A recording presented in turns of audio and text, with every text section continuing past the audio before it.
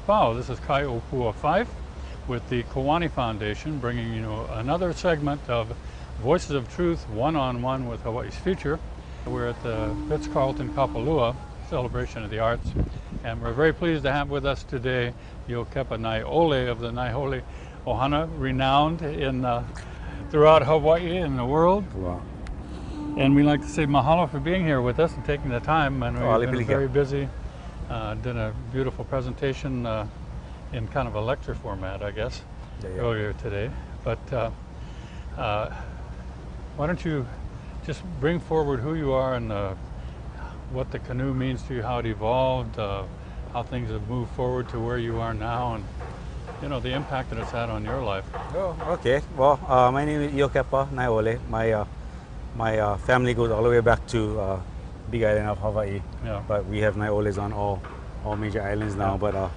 But I was raised in the Kahului area, and when I was born, my dad was already part of what's now known as Hawaiian Canoe Club. Uh-huh. And when I was only 12 years old, that's when I started to paddle for them actively. Mm-hmm. And I've been a member of that club ever since. The only time I was not actively a member was when I was in the military. I was away. Yeah. But I've been with that club when we had just a few kids around, and a few committed adults to help train us and help guide us. And then as I come back as an adult, now we have a youth program that people look at from all over the world, and they wish to duplicate the kind of program activities we run for our kids. Yeah.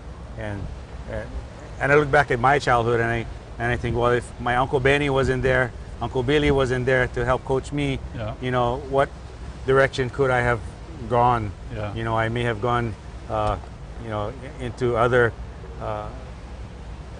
directions where I wouldn't be what I am now. Yeah. Well, you had someone to kind of keep you in line and steer you in a direction. Oh yeah, support you. Definitely. Yeah. And the founder of the club, he was a policeman, and it was his wish that the club become part of the community and to service youth, and to make sure that youth have a place that they can go and be safe and be nurtured. Yeah. and develop their character and bodies, in the context of the Hawaiian culture and canoe paddling. I still feel that the canoe, I think it's even more important today than it was in older times. Really? Well, it serves, when you think back about the history, we populated the Pacific Ocean by canoe, and then we settled in Hawaii, and we changed the shapes of the canoe to meet the more demanding conditions here in Hawaii, the ocean conditions. Yeah. And then we use it for transportation, for fishing, for battle, and then sport. So when we started to get more into the competitive mode with paddling, the canoes started to change shape. They started to get longer, narrower. Yeah. They went from having a keel so that they would track well to having flatter bottom. We see all different shapes of canoes today, but like if you look at this koa canoe right here, Kokololio. That's a beauty. Yeah, it's in I guess the closest shape, closest mold, so to speak, that we could compare it to would be the Hawaiian class racer, which was a really low gunneled, low seated canoe, very narrow, and it has a keel on it, and it is very good for straightaways. Yeah. This canoe, and I can say with confidence, is the most successful quarter-mile canoe in existence. Just because it does have this slight keel to it, it's low to the water, and when our kids race in it, they're sitting right over the water, so they can, they get better leverage. So like sprints. For sprints. Yeah. So when you have a canoe that tracks well, that means your steersman doesn't have to be correcting all the time. Have to work all it. Yeah, and they can paddle. Yeah. So you got 6 pistons firing the whole time instead of 5 and 6 being part-time. Yeah. So that's one of the reasons. The other reason we think it wins a lot is because as a Hawaiian, we know canoes have mana, yeah? They get sure. this spirit. So, and we know this, we identify Kokololio as our kupuna in our club. That's our, tutu lady. Yeah. And tutu ladies are happiest around grandchildren. Yeah.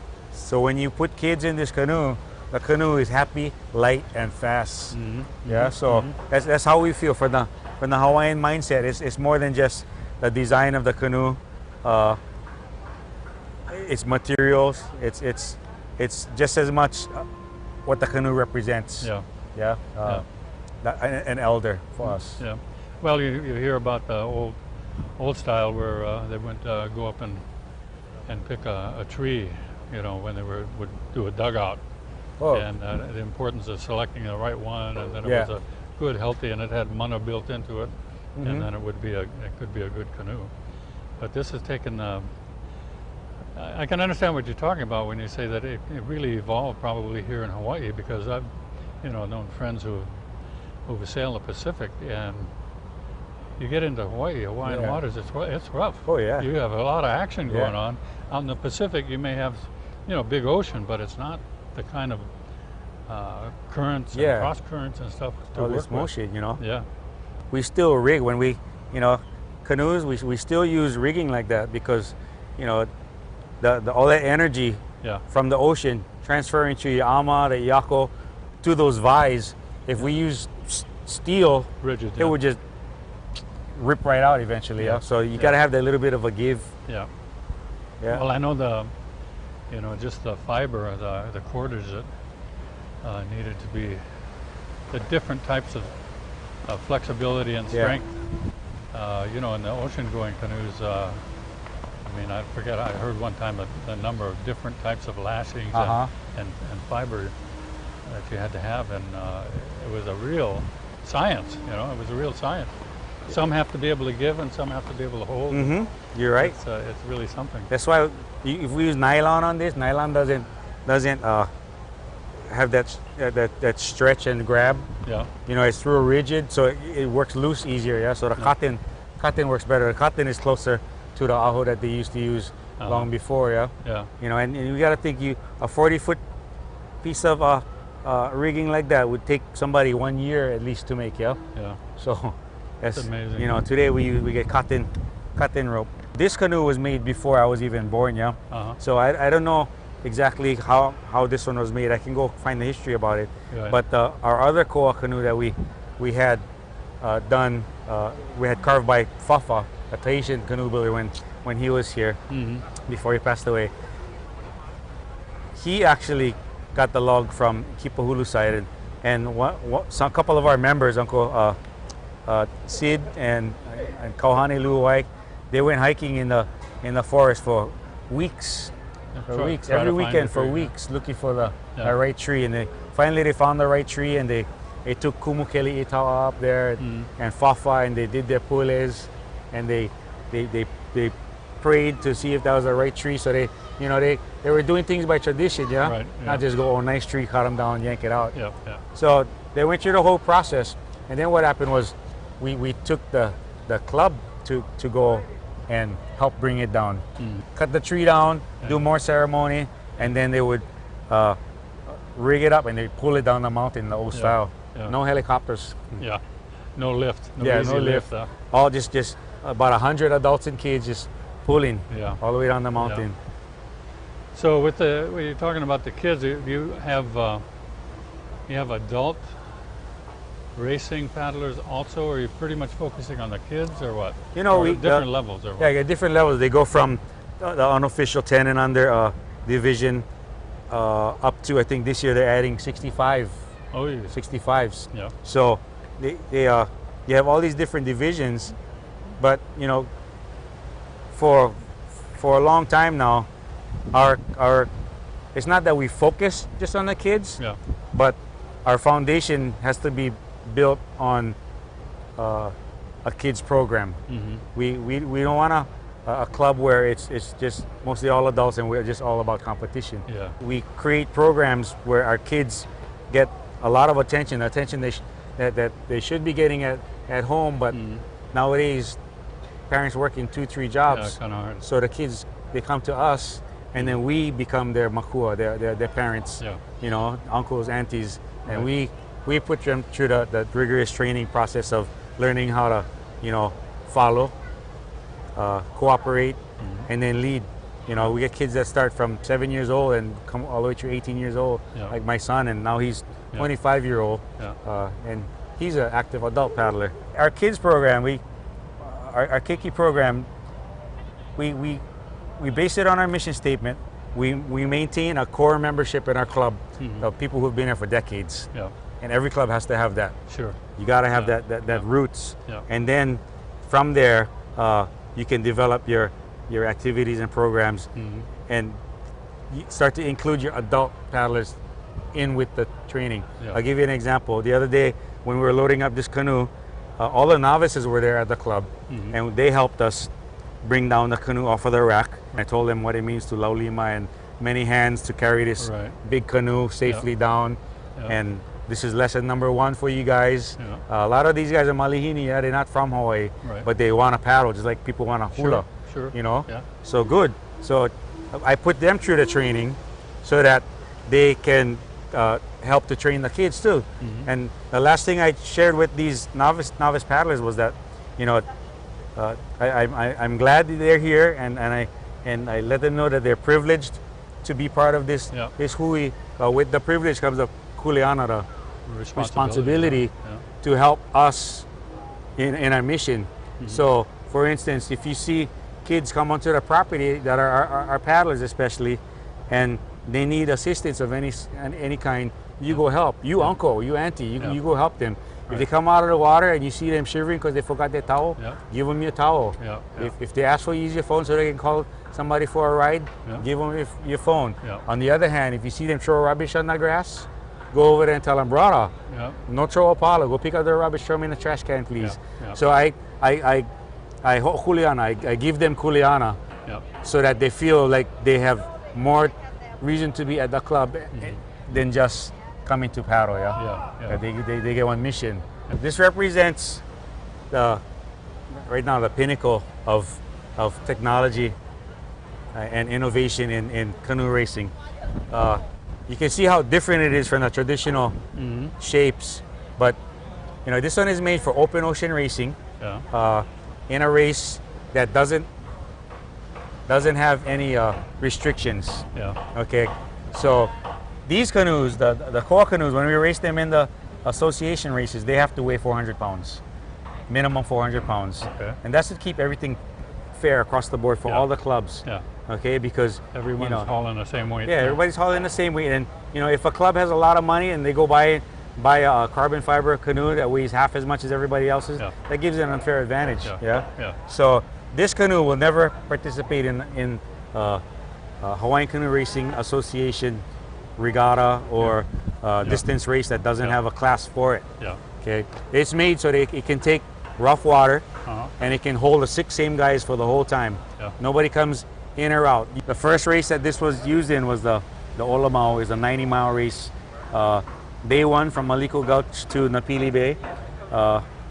Day 2 from Napili Bay to Kaunakakai Molokai. And then day 3 from Kaluakoi Molokai to Waikiki. Yeah. So a 90-mile total, 9 guys, but you keep the same 6 guys throughout the day. You can change the next day. So Yeah. basically everybody does 2 legs. Yeah. But still, you know, pretty amazing feat, especially with the conditions that they had to race in. Yeah. This is the week that we had gale force winds on the ocean. Yeah. We had hail falling Oh. at sea level. Yeah. We had water spouts coming on land and wrecking fences and homes. Yeah. And it was just crazy. Nobody wanted to go out. It represents the high end of the competition. But I'm proud to say that, you know, a lot of the guys in this crew, they came through our program. They came through our Keiki program. My son, John Gard, George Dagan, you know, Malu Brace, they all came through here. And then our Keiki program grew up into adults, and now they're adult paddlers racing at this level. I look at the sports that they accepted into Olympics, and I scratch my head, Yeah. you know, because, you know, here you have a sport that was used to be the sport of kings, Yeah. is just as, you know, significant to the Hawaiians as the Olympic games were to the Greeks, Sure. you know, and it hasn't been accepted yet. Yeah. It might be a good thing, you know.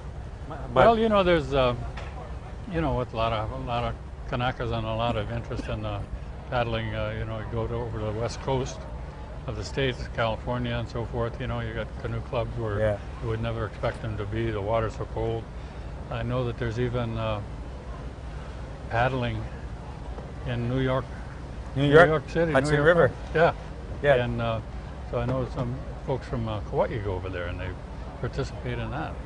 Some are watermen, you know, and it's gaining. I think it's gaining a lot of, Yeah. especially, you know, with the new designs and even the one person rigs. And I mean, we have some projects on Kauai that are out on the Pali Coast where we go in and we malama some of the old sites. And you know, occasionally we'll have a whole entourage. Somebody's paddling around the islands. Yeah. And comes in something like this, and they got chase boats and, you know, support groups and Yeah. so forth. But that's the first time I saw something like this several years ago. But it takes things to kind of you know, the ultimate level, always pushing, you know, the technology. I know Hawaiians have always, I think, been on the forefront of technology. Yeah. You know, whatever worked better, you adapt and you Oh, yeah. accept it and you move with it. you Yeah. know.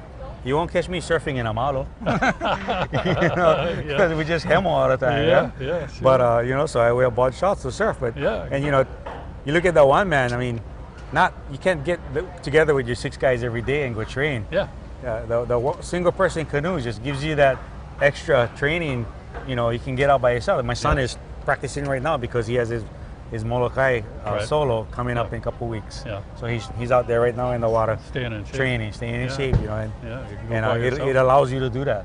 You go down to the beach and you see local families, Hawaiian families, and the kids are just, the water is part of their environment. I mean, from Yeah. littlest ones. And, Yeah. you know, I mean, there's a lot of people who are so afraid of the ocean and the water that they don't want their kids getting in it. They got to have on life vests and they got to Yeah. have lifeguards Yeah. and stuff. And it's kind of like second nature to people who live in the islands, you know, any island people. Yeah. But it's really something good. Oh yeah. You know, if we insulate our kids from the ocean for too long, one day they will wake up and realize they don't know how to swim. Yep. They're not ma'a with getting under waves. Yep. They're not ma'a with dealing with a current. Yeah. You know, so when we start them young like that, it comes natural Yeah. because it is already natural. But Sure. you can, you know, insulate them from it, and then they start to lose it. Huh? Yeah. So Yeah. like at our club, we have so many young, small kids. And sometimes we don't have enough boats for them all one time, Right. or enough steersmen for them one time. Yeah. We just let them go swim, and they're happy. Yeah. They're just as happy Sure. just to go swim in In the the water. ocean, In in the the water. water, and play with their friends Yeah. as they are getting on the canoe. And then after practice, all the other kids come out of the water. They're still in the water playing. Yeah. When you talk about how good it is for the kids, you know, it was a shame that it took so long to get canoe paddling sanctioned as a high school sport. My friend Kauhane Luuai, who is, you know, in my opinion, the best keiki coach hands down in the world. Yeah. He had been coaching high school kids at the unofficial capacity for years and going to compete on Oahu Yeah. against other schools that race under a different name because they can't not really sanctioned Yeah. by the school. Right. But took him years and years to convince them that Needed to be a part it of the needed to be a program. part of the program. And Yeah. finally, you know, must have been 10 years now that it's been, you know, officially sanctioned by the Department of Education. What does someone who dedicates this energy and time, I mean, you probably have other commitments that you are involved in also. I'm sure this is not, it may be totally consuming, but you got other responsibilities Oh, too, yeah. family and work and make a living and all everything Oh else. yeah, you know, the core members of the club, we put a lot of time into it because I'm a board member too. So you know, we're you know, handling those kuleana too. But there are others like Kauhane Luuai. It is his life. Yeah. He literally can be at that canoe club 7 days a week. Yeah. And if you know, if he didn't have to, you know, work at his teaching job during the daytime, he'd be there all day. Yeah. You know, getting, you know, whipping canoes back into shape, working on the property, waiting for the first kid to show up so he can, you know, interact with them. Yeah.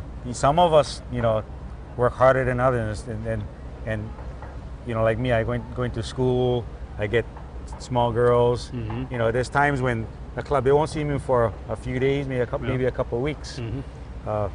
And then you sort of resurface. Yeah, then I resurface, then all in again. My club, you know, we're just about at capacity already. We have so many kids, you know, they're getting to the point where we have to turn away a couple because we just don't have the resources. So what we want is to first people recognize that our kids need some place positive to be, and canoe paddling happens to be, you know, one of the best places they can be, one of the best things they can do for themselves, and that there are clubs out there who do want to either create or maintain or grow their program that need community support.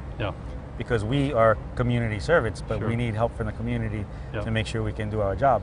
So if other clubs can get the resources to create programs like ours, then good, we're really doing our job. Yeah, plenty of work for everybody. Oh yeah, yeah. Yeah, I mean, there's a point at which you can only you reach when that's what you can serve, and then another community has to pick up their responsibility to do the same thing. So you know, that's very understandable. But we really appreciate your time, taking the time to be with us. Iokepa, I know you're enthusiastic, you know, fully into this thing. Your children and probably your grandchildren, you know, those who came before you, following the same thing, moving from, you know, what's our basic traditional canoe to like the Starship Enterprise. I mean, intergalactic. I mean, that's kind of like the jump, you know, kind of like the leap in technology that we're talking about here when we see the, you know, the evolution designs and the materials and so forth. But we appreciate your being with us. Keep up the good work.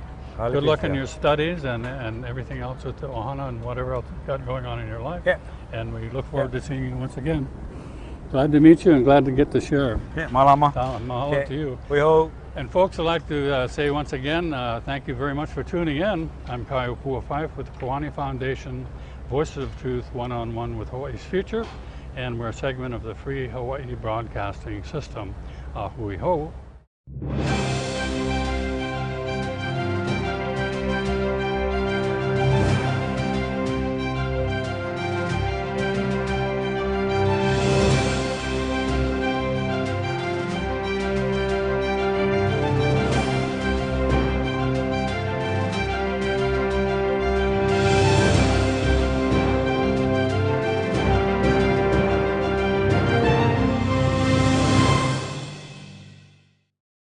Mahalo for watching Voices of Truth one-on-one with Hawaii's Future.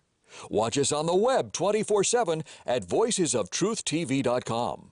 You'll find all our shows, including this one, in case you want to see it again or share it with family and friends.